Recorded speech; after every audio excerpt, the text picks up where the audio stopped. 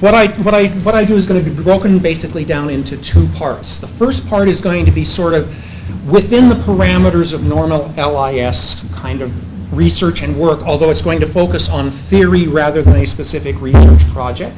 It's going to be the main title, Information Worlds and Beyond. And then the second part is going to be the subtitle, At Play in the Field of Ideas.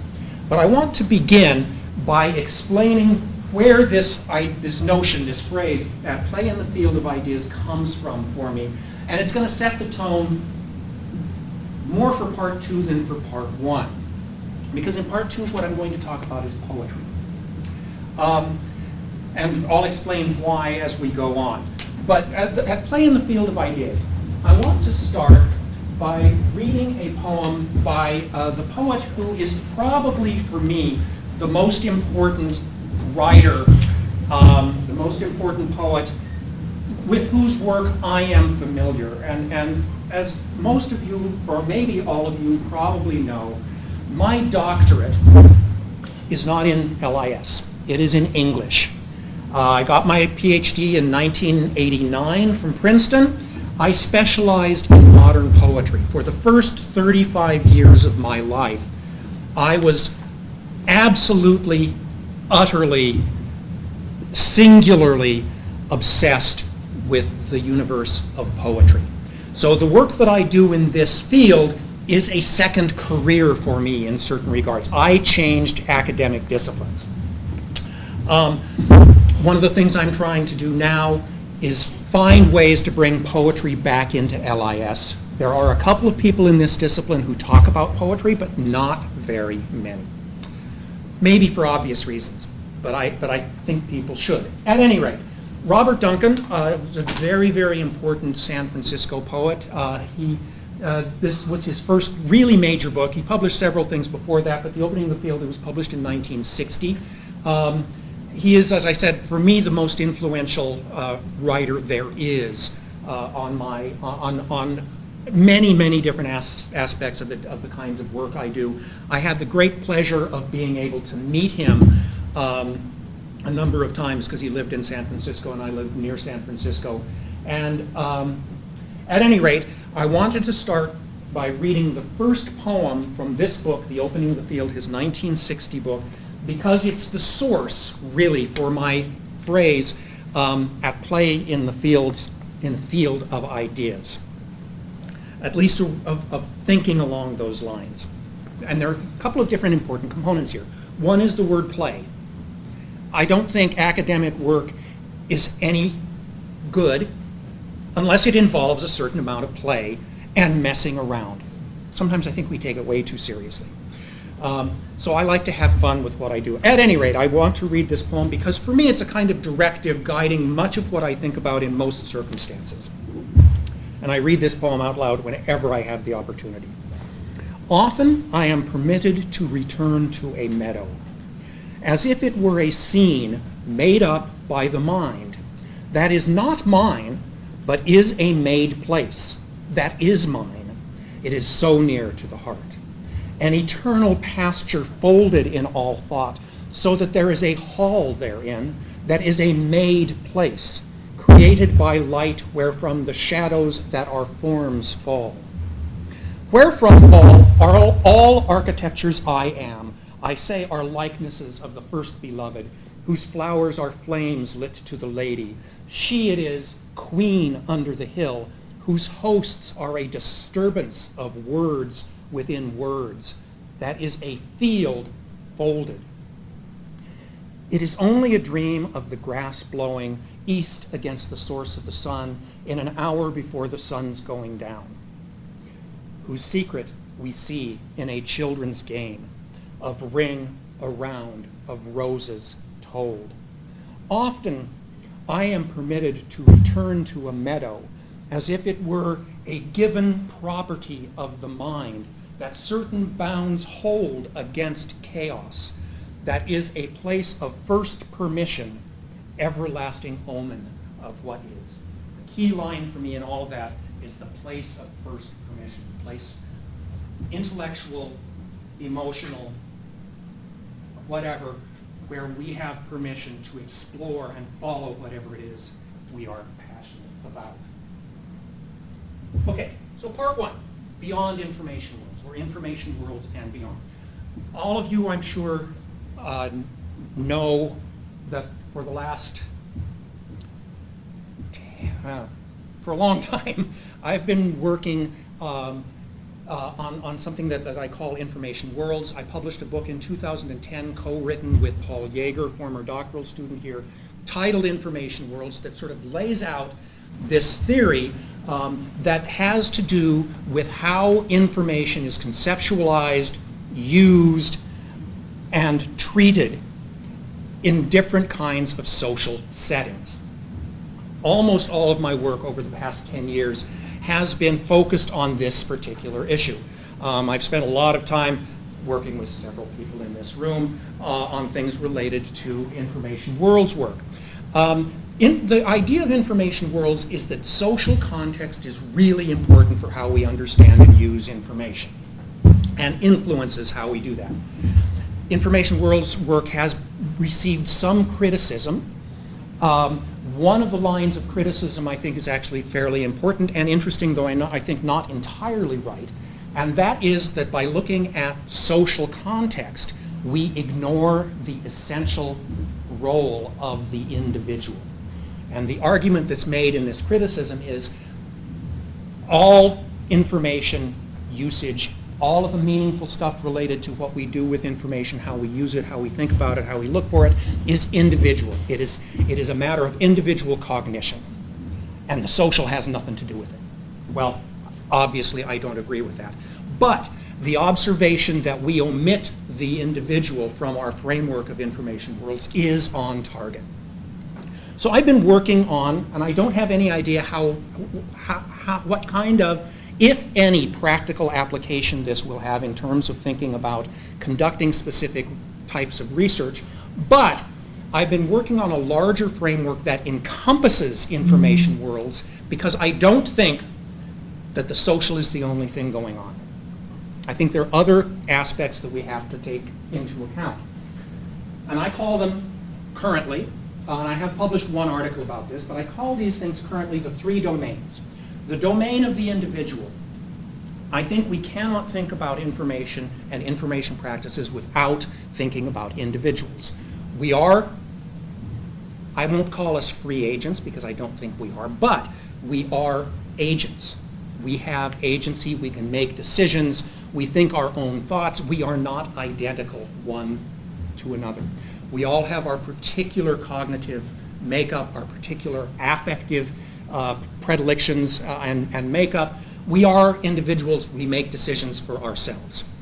But we are not isolated. No individual, even the Unabomber, who, by the way, a friend of mine knew, even the Unabomber was not totally isolated, even as much as he wanted to be.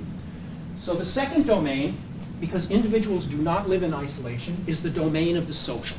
That's the information world stuff. The social components, the social factors that have to do with individuals, or with information. Things like norms and values and shared discourse, and, well, not shared discourse, but norms and values, and all of the components of information worlds fall right there. The third domain is the one that interests me the most right now in many ways. I call it the domain of signification. And what I mean basically by that is that whether we think about individuals or we think about social groups, we use things like, use is not the right word there really, we engage with in one way or another different types of semiotic systems, like language.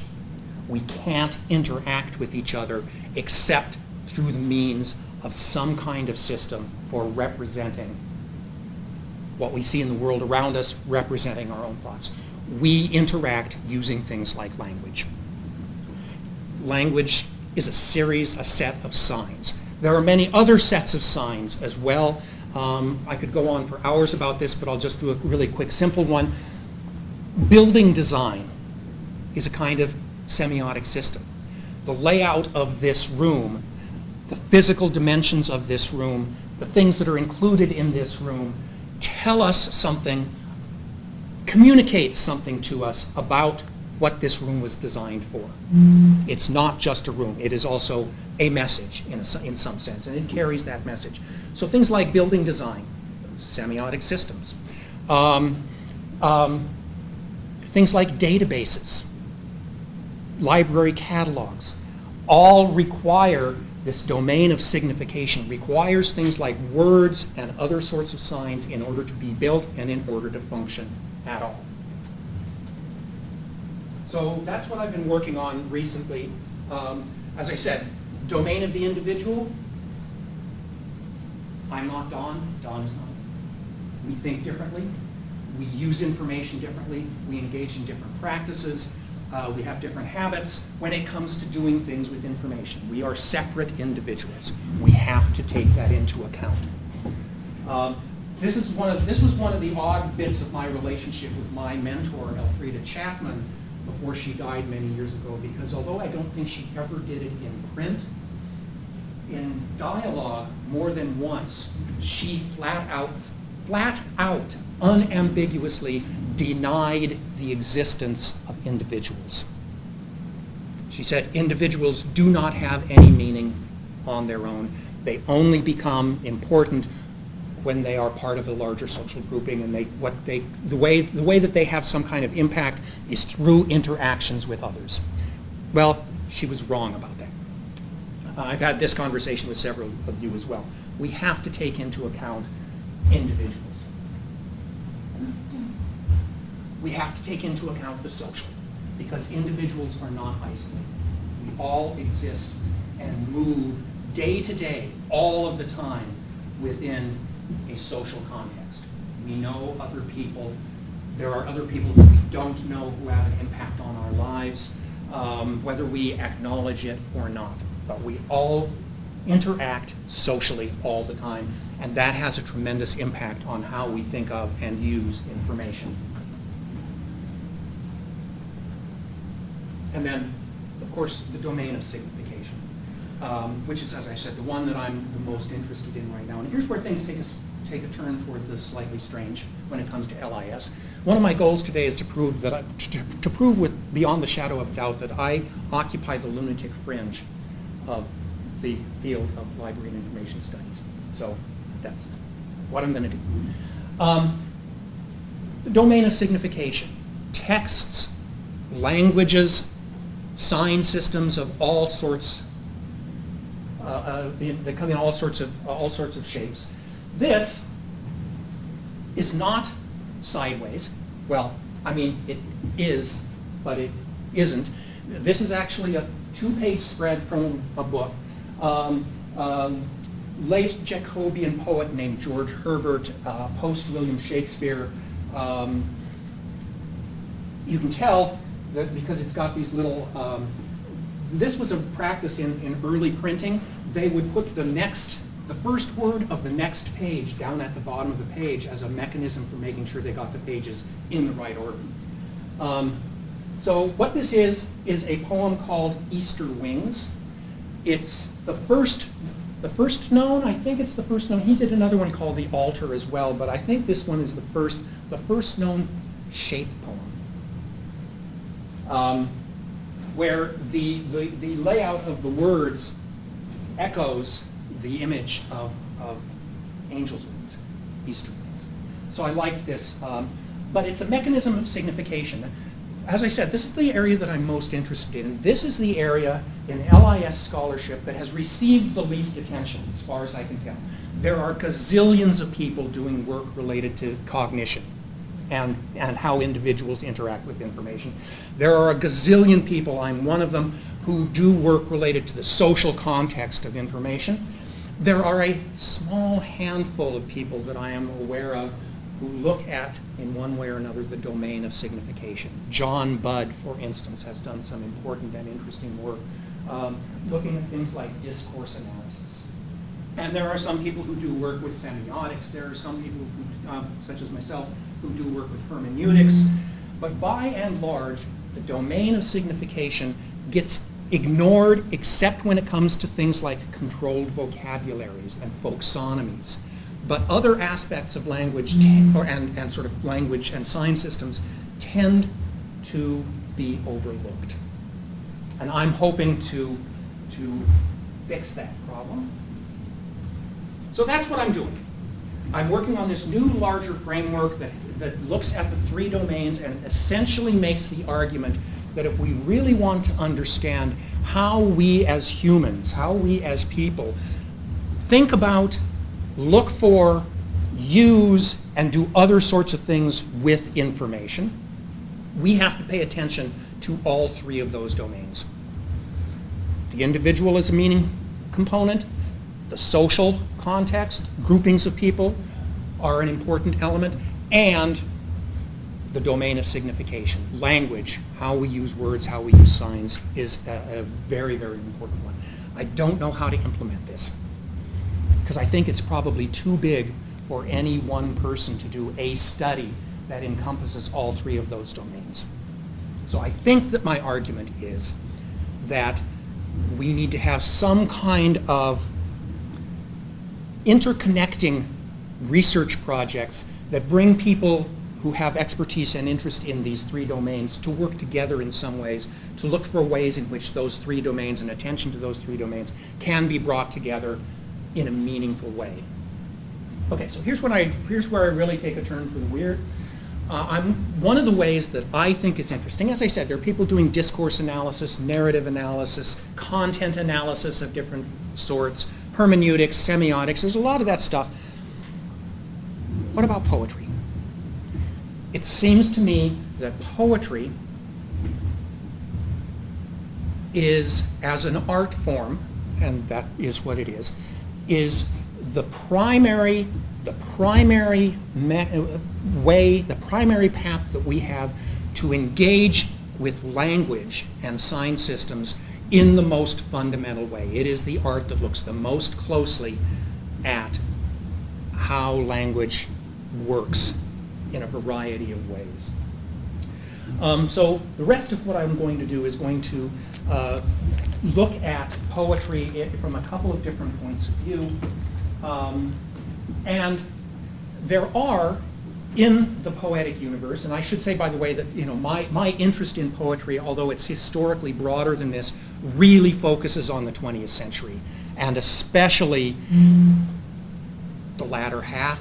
The person I did my dissertation on published her first book in 1913 and died in 1963. So I'm interested in some stuff as well from earlier in the century, but a lot of what I look at, a lot of what is really interesting to me is poetry of the latter half of the 20th century. But the idea of connecting information and poetry is not necessarily a new thing. It exists in poetry in a variety of ways. There are a number of poets who, in some way or another, focus on not just sort of the richness of poetic language or the sound of words, which is really important and really interesting, but also the informational components of what is being said. This is actually a reference to two separate poets. Not that anyone would know that except me, because Ezra Pound, at one point, proposed a definition for poetry which was news that stays news. In other words, it doesn't necessarily look at time-bound, temporally limited incidents, but something that remains relevant across time. News that stays news. The rest of this is part, and I will read this because it's a lovely, lovely poem, or part of a lovely poem, by a guy named William Carlos Williams, who lived in Paterson, New Jersey. Died, like Hilda Doolittle, the woman I wrote my dissertation on, died in 1963. Really important for a variety of reasons. One is because of this sort of staggered three-line stanza form, but he was a doctor, he was a pediatrician. He spent his life delivering babies, and when he had time, he wrote poetry. Very long career, started publishing in the early part of the 20th century, died in 63. This is a small part of a longish, about 20-page poem called Of Asphodel That Greeny Flower. And it rhymes nicely with this notion of news that stays news, and has something to do with the information component of poetry. Of asphodel, that greeny flower, I come, my sweet, to sing to you. My heart rouses, thinking to bring you news of something that concerns you and concerns many men. Look at what passes for the new. You will not find it there, but in despised poems. It is difficult to get the news from poems, but yet men die miserably every day for lack of what is found there.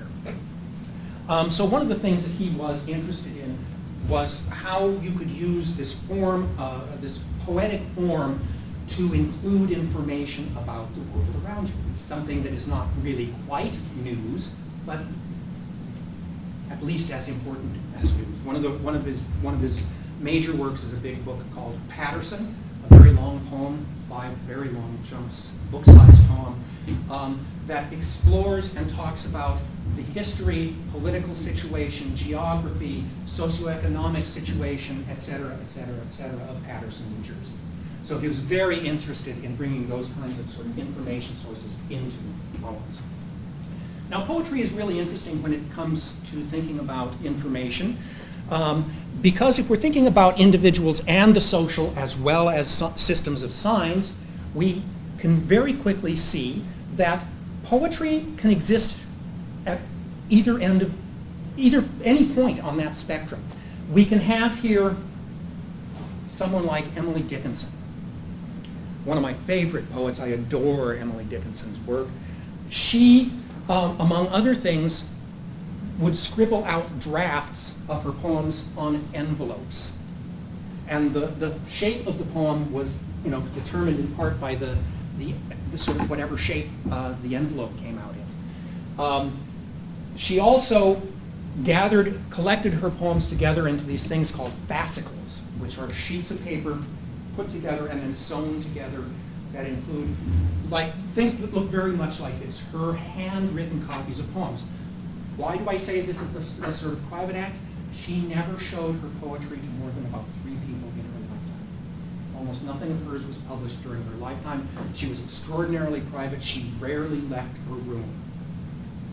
She did not like interacting with people very much. And I'll just read a quick 4-line poem of hers that I really love. The gentian, that's not this, but the gentian weaves her fringes. The maple's loom is red. My departing blossoms obviate her rain. What I love about that poem is that last line, because it really isn't clear at all what obviate parade means. I think it has to do with her sense of wanting to maintain this absolute private domain for herself without having to interact with others, except through things like letters. But poetry can also be extremely public. It's not just a private art. It's not just an art that's practiced by people in private. It takes place in public.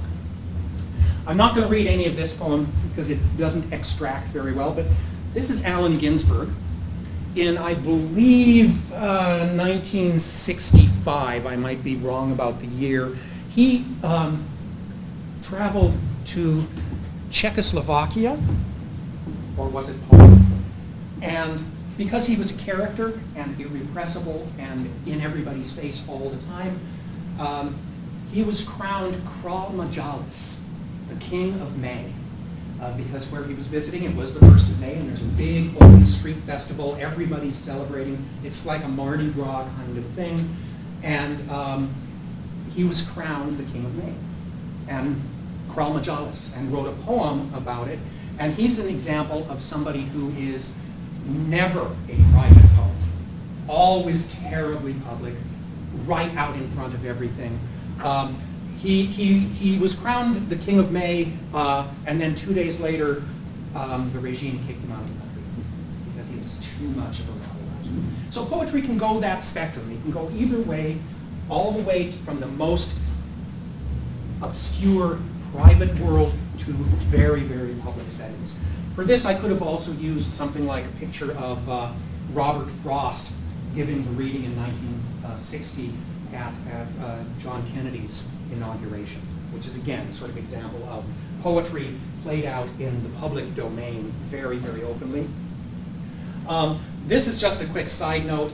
One of the things that poetry does, because of the way it engages language, is it makes language something that is not just evanescent and slips away from our understanding, but makes it material. It turns it into a thing because it engages language in all of its both meaningful senses and its aesthetic senses, how words feel. Things like how consonants and vowels fit together is really important. I use this. She's not a very well-known poet and not actually a really great poet, but she's interesting in certain ways. Her name's Hannah Weiner. This is one of her books, Clairvoyant Journal. And as you see, she has written on for it, I see words. And she meant that literally. Her poems, she said, parts of her poems at least, were dictated to her by forces outside of herself that came to her in form quite literally. She meant this very, very much. She would see words on people's foreheads and everywhere else. All sorts of surfaces, all of a sudden there would be words. So it became a really, really kind of thing for her. It was something she could not escape. It was not just talking, it was right there for her all the time. Okay. Other things about poetry that I want to mention that I think have something to do with ways in which poetry can be used to think about and engage with information practices and information behavior. Poets can't shut up, and so they don't necessarily limit themselves to just writing poems. They will also often write all sorts of other things, including works of poetics, works of philosophy of one sort or another. But they like to talk, many poets like to talk a lot about what they do and why they do things the way they do. This first one's a really important one for me. Form is never more than an extension of content. I actually talked about this in class last night. It's a really interesting one because we don't abide by this at all. We do things like, if you go to the library and you pull 10 different science journals off the shelves, and you examine the structure or the form of those articles, what you are going to see is that they are all exactly the same. They use a very predictable structure. First abstract, then keywords, then introduction, then literature review, then methods, then results, then conclusion and discussion. It's like the 5-chapter dissertation. In other words, we act as though the reverse of this were true. That content is nothing more than something we can force to fit into a predetermined structure that is mandated for us by people like editors of journals and people who make you write dissertations. We tend to treat those forms as if they were absolute and had some real validity and real value, even though they don't necessarily. So I think, well, one of the things we just did, and Anna, thank you for raising the issue, is the faculty here just decided that we could have other models for dissertation writing, including a dissertation that instead of having the standard 5-chapter structure, would have 3 interconnected articles that could actually be published. I think that we in this field need to give this a lot of thought. We need to think about how we treat the relationship between form or structure and content. And I think, well, I know, my argument is that we put too much emphasis on the form, on the structure. It is important, but we do that at the expense of being able to explore new directions in content and trying to say new things and come up with new insights about the kind of stuff we do. Second one, again, Robert Duncan, he's going to pop up again a little later. Otherness surrounds the state of what is. We live in a world, we take it for granted that it is normative, that we all agree about how to do things and about what things mean, but it isn't true. There is otherness of all sorts, outside, just outside of the boundaries of our particular individual worlds, and it's really important that we look at what takes place in that otherness, rather than simply assuming that we understand the way things are and the way they should be. One quick example of that: when I was working, when we were, a number of us were working on the VOS, the National Science Foundation funded VOS project, we were looking at the information behaviors and practices of scientists over in the Mag Lab. And one of the things we did was we trailed them, we followed them, we observed them, we watched what they were doing for certain periods of time, different times a day. And when we started doing that, the first thing one of them said to us is, "Why would you even care? It's going to be so boring. Everything we do is just exactly the way you do it. You won't see anything new." Well, guess what? They made that assumption. They were wrong. We found a whole bunch of practices that were really normative, very common and typical for them, things that happened every day that were quite other, quite different from what we did. So otherness surrounds the state of what is. He meant more than that, but that's how I'm taking it right now. Another poet,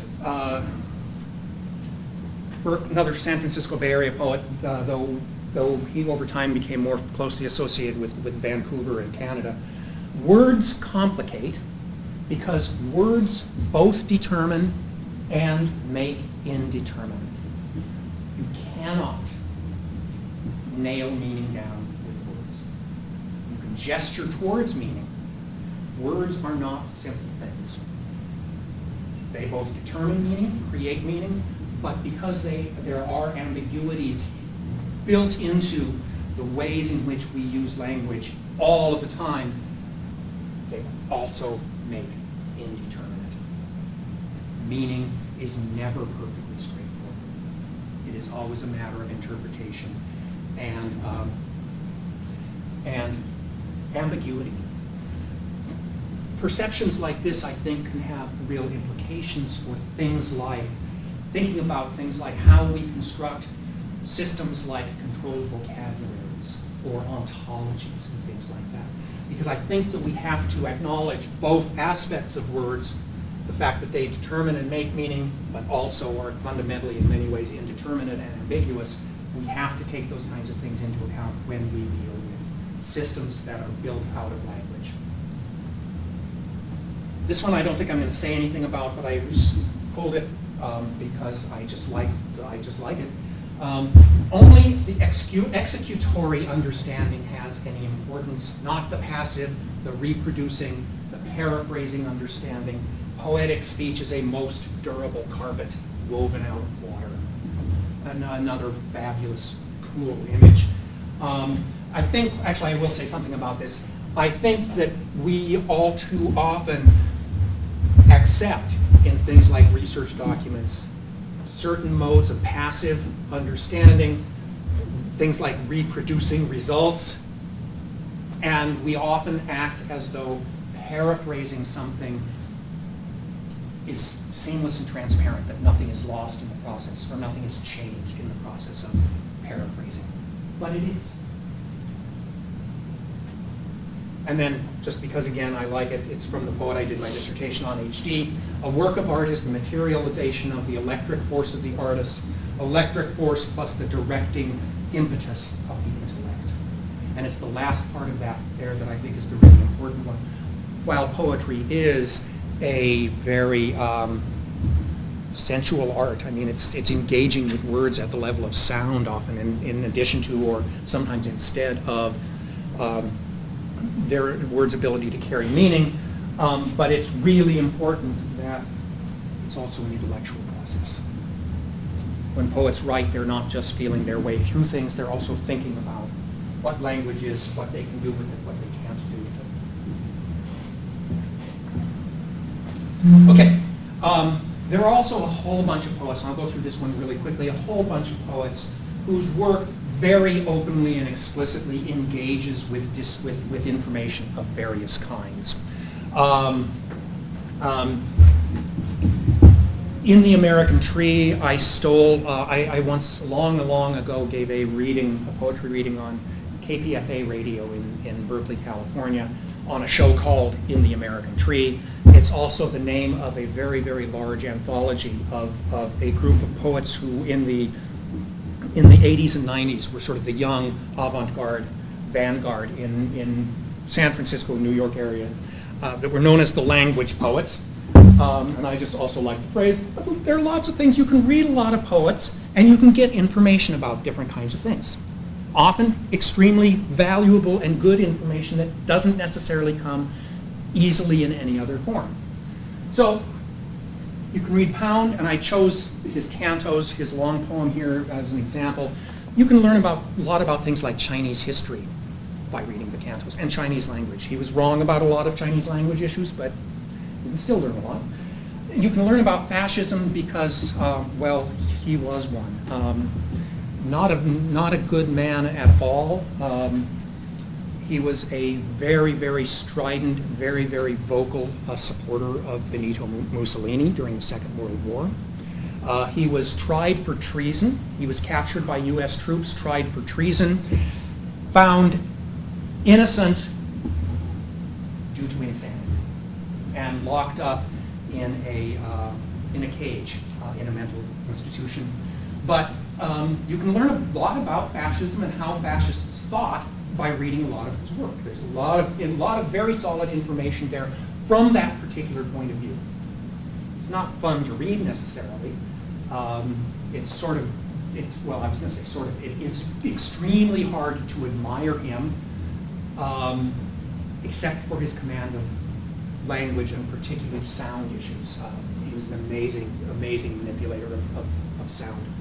Another poet nobody's ever heard of, or very few people have heard of, Charles Reznikoff, an attorney, but all of his poetry has to do with things related to poverty among immigrant populations, particularly in the middle part of the 20th century.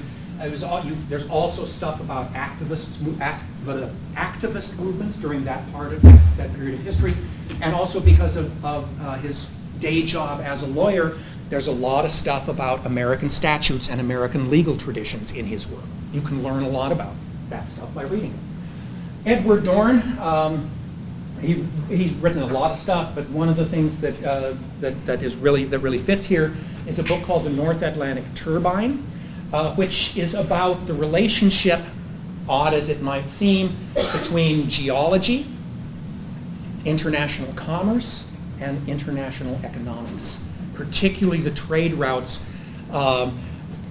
that permeate the North Atlantic, growing out in particular of the slave trade early on in U.S. history. You can read Wendell Berry and Gary Snyder and learn a tremendous amount about ecological activism and sustainability. They write about it all the time. Marianne Moore, earlier poet from the 20th century, all sorts of quirky stuff about natural history is embedded within her work. Guy I've been reading a lot lately, David Anton, he does what are called talk poems. His initial premise is, if somebody came up to you and started talking a poem at you, how would you know it's a poem? And so what he does is, he's thinking about lots of stuff, mostly things related to art and the philosophy of language. But he has these ongoing concerns, and then when he's invited to give a reading, it's never a reading, what he does is he walks into the room, sets up a tape recorder, assesses who's in the room, whether he knows anybody, whether everybody's unknown to him, what their interests are, what his relationship with them are, assesses the physical environment in which he in which he finds himself, and starts talking. And that's his poems. He improvises them on the spot. He never knows where they're going to go.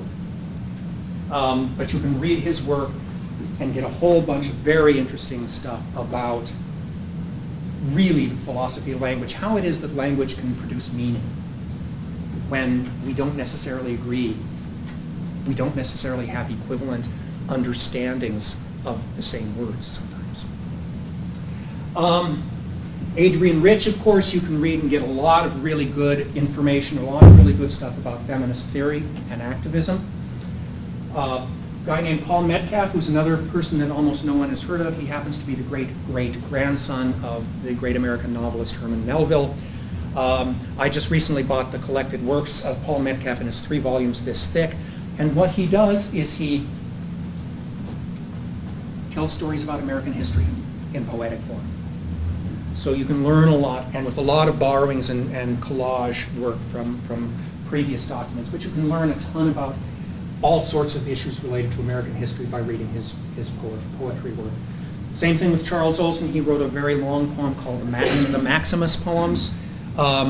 It's American history generally, but really Northeastern history. You can learn a tremendous amount of stuff about that by reading his work.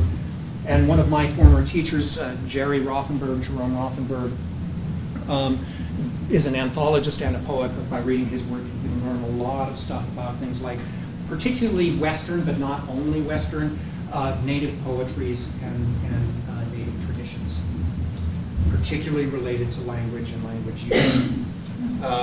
So the notion that poetry can be a vehicle for the carrying or dissemination of information is not a new thing. There are a lot of people who do it. It's a way of, for many of these writers, for all of these writers and for many others, a way of engaging with the world in all of its different facets.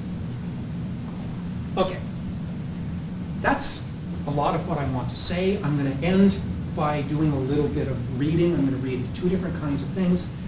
This is Robert Duncan again from an ongoing work of his called The Structure of Rime. His basic notion about rhyme is that not only do words rhyme, but the world rhymes with itself. We see resemblances and patterns all around us, and he calls that rhyme, spelled bizarrely. I ask the unyielding sentence that shows itself forth in the language as I make it. Speak, for I name myself your master who come to serve. Writing is first to search in obedience. There is a woman who resembles a sentence. She has a place in memory that moves language.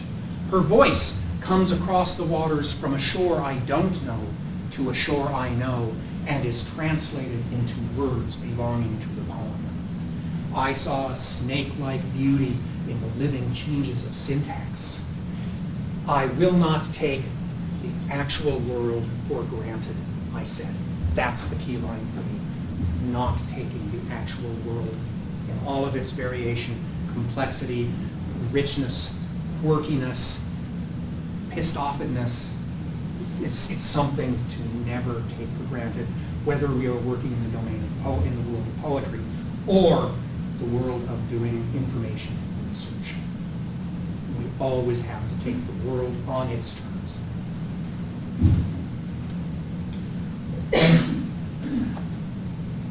This is from a place in Philadelphia called the Magic Garden. The Magic Garden in Philadelphia is the most amazing setting of public art that I've ever seen in my life.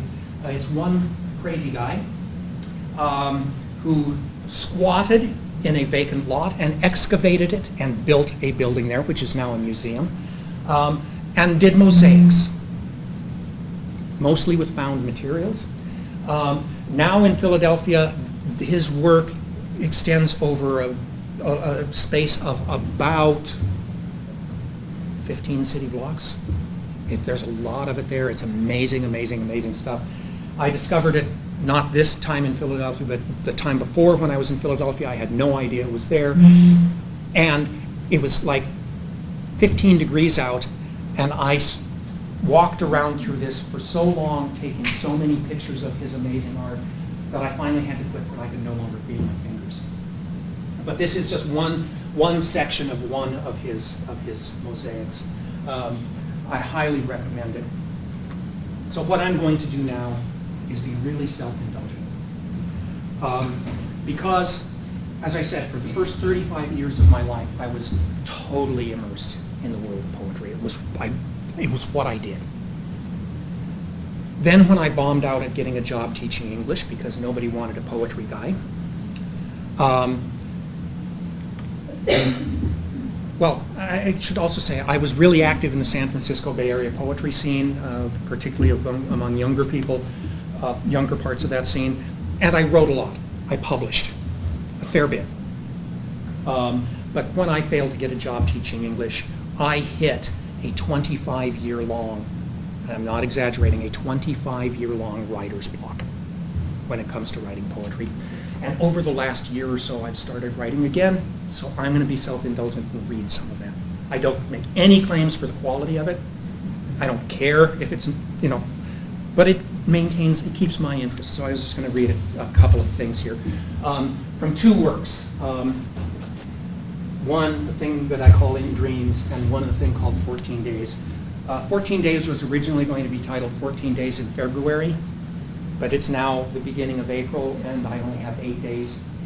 What I'm doing in both of those is sort of what could be considered serial poems. They're poems, very, very short poems that sort of fit together in a variety of ways. So it's a longer work filled out of shorter works. But I've chosen parts of these that I think have to do with things along the lines of what I've been talking about today. The value of poetry for thinking about information, the ways in which poetry investigates language and words, and how words enact and contain and communicate or don't information. And so I've chosen parts that have to do with some of that kind of stuff.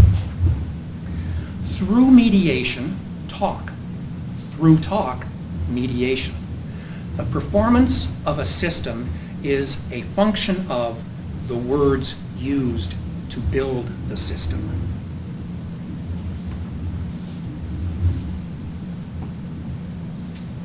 Words not one's own, but either borrowed or lost at the tip of the ear. What I speak myself mirrors hidden passages, where passages are themselves mirrors in dreams.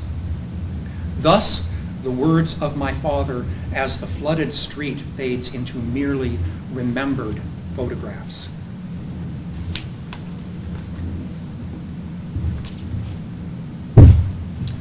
The stone darkens with age, while wood absorbs layers of paint.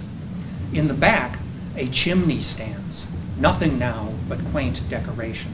What we read makes a momentary tumbling sound, clouds beyond low pines.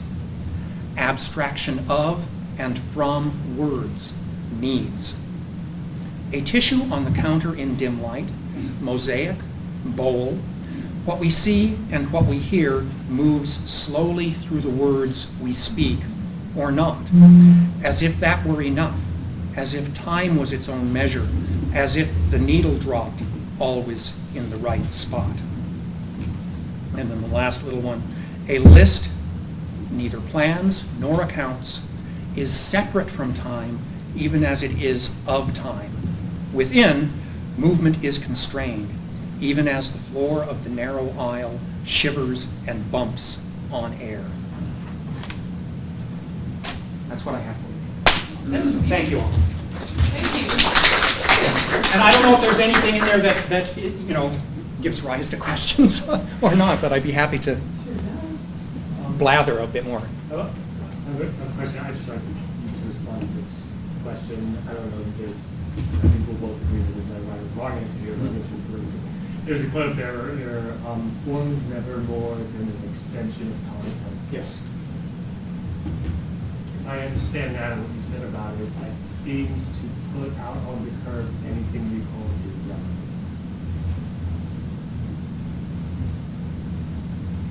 If we take design to be something prior to the creation of something. Now, first of all, I should say he's very specifically talking about poetic language, poetic form and poetic content. So basically, in its simplest meaning, this is an argument for free verse rather than writing meter verse. Okay. I think the answer to the question would be there are multiple ways of engaging design. One is a priori, planning, creating a map for something that doesn't yet exist, and then following that map to bring it into being. I think that his argument here would be that when we're working with language in particular, we have to, the different kinds of content, different kinds of things that we want to say, the different things that we want to say do not necessarily fit into pre-existing a priori forms. But rather, we need to be able to modify, adapt, mutilate, rip apart these pre-existing formal structures so that we can better express the content. Right? So it's a way of, I think of it in terms of music.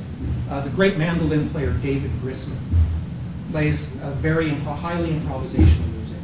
And one of the ways he describes that improvisational music is as composition on the fly. Right?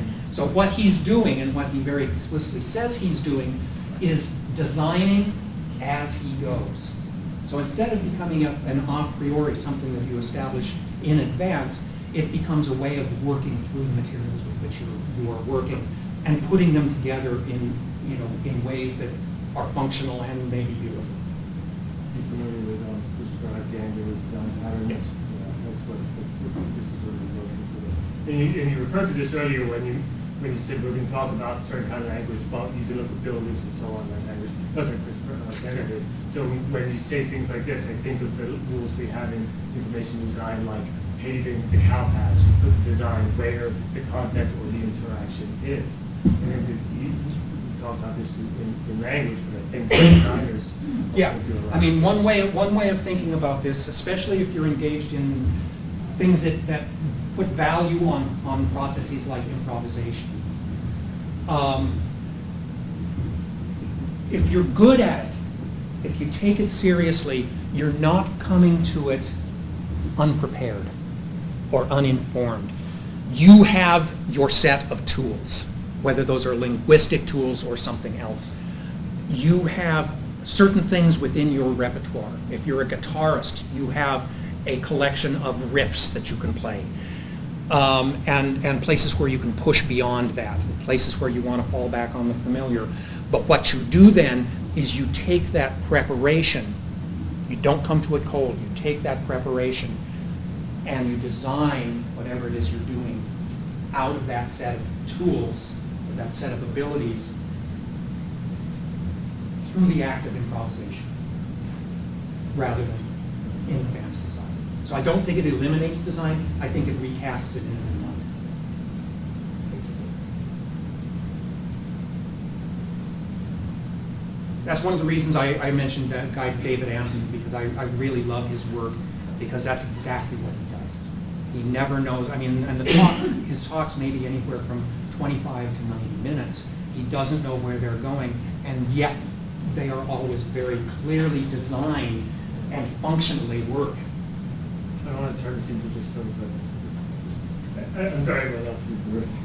Eric Satie, right, the composer Eric Satie, hated time signatures and stuff like that, but he wrote his music down, so he didn't improvise, but he didn't do improv, but he still wrote without concern for what, what everyone else imposed in terms of form.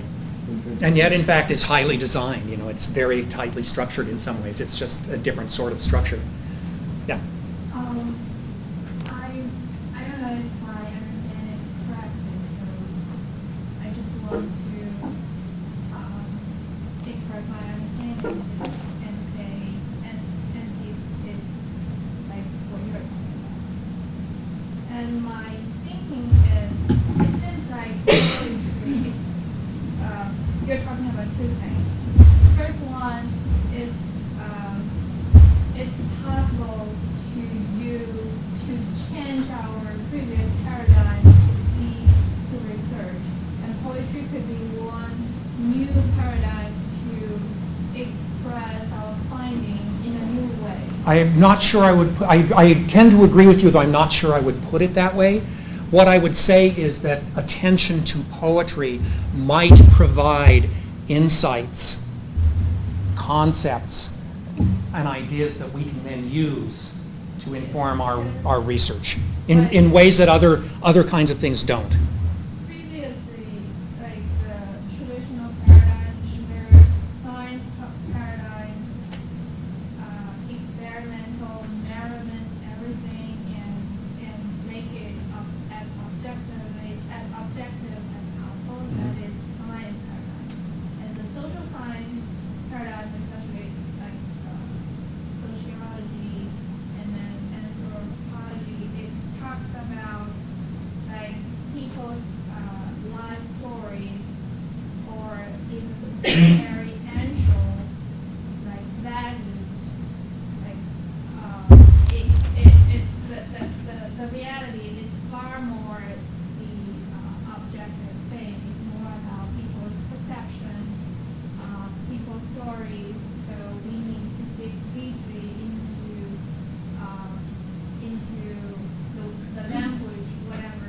So it's more about experiential way to look at it. It's not about the narrative, some kind of stuff.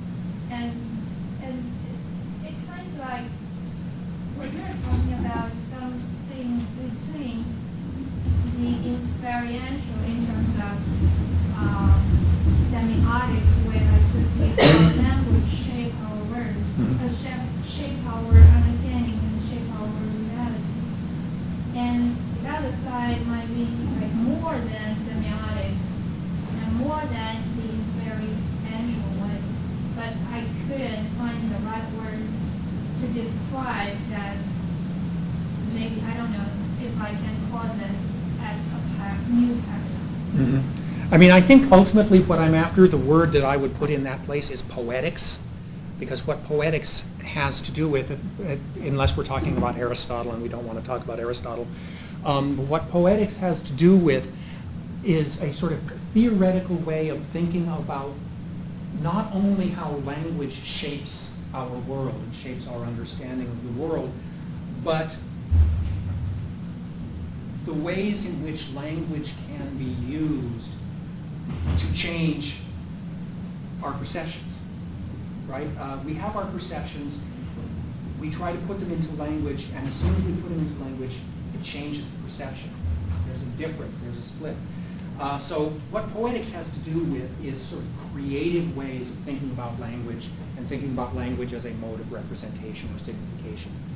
And that's, I think, what I'm after. I want us to pay, ultimately what I really want is for us as a discipline to pay more attention to language, and not because we tend to take it for granted. It's our screwdriver, it's our hammer, but it really is other things too, and I think we need to pay attention to those other things. So that's really what I'm after. There was one fascinating poster at the iConference that is sort of along the lines of what you were talking about. This guy is doing basically, essentially an anthropological study. And what he's interested in are the experiences of Hispanic women entering higher education in the United States as like the first in their family. So immigrants from Mexico and Central and South America entering these programs. And he's done a lot of interviews with them. But what was very interesting to me is that he realized as he was transcribing the interviews that something that we don't typically pay attention to when we are transcribing interviews was really important. And that was the rhythm, just purely the rhythm, not just what people were saying, not just what these women were saying, but how they said it, where the accents fell, what syllables were emphasized.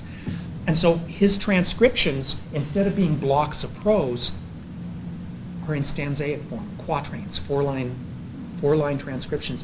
And it really does a fabulous job of catching that really important rhythmic component of the stories these women were telling about their experiences.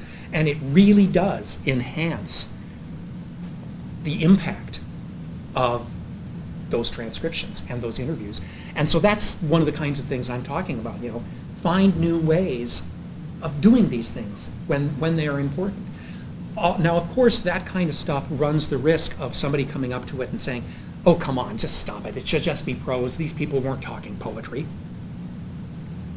But the fact remains that this can foreground some aspect of their language use and the stories they tell in ways that are otherwise unavailable, and that's the kind of thing I think we should be exploring. I think we need to have that as a poster.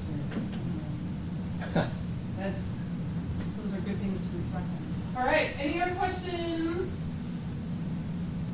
All right, I think it's pumpkin time at the area. Thank you so much. That was awesome. Thank you for allowing me.